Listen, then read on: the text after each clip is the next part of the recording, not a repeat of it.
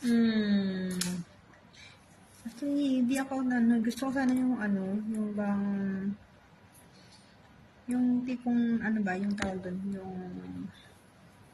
ano ba tawag doon? Yung spoken poetry. Kaya lang, sobrang bilis kong magsalita. Nakakainis minsan. Pero, try natin. Nasisit pansit. 1, 2, 3, go. Tawagin mo na akong daddy kasi for sure, ako na iyong magiging hubby. Pangarap ko yung mga anak ko, ikaw yung mami. Lika, gawa na tayo ng baby. Char, sorry, nagbabaliw na talaga ako sa'yo. Huwag mo sanang masamain yung pinaparamdam ko. Kasi, parang hindi na kompleto yung araw ko kung hindi ko masisilayan yung mukha mo. Promise ko sa'yo, ikaw lang mamahalin ko kung sakaling sagutin mo ko.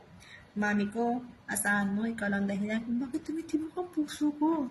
Ikaw pa naman makakatagpo ng mukhang anghel pero sira ulo. Sigurado pati baliw na tao mahuhulog sa'yo. Pero aminado na sa'yo, ay in love na talaga ako. Sana, di ka magbago sa oras na magkaharap tayo.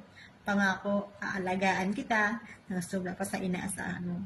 Mami ko, ako na yung daddy mo. Hanggang tumanda tayo, ibibigay ko lahat sa'yo. I love you, remember me, daddy Renz nga pala ng buhay mo. Sarap.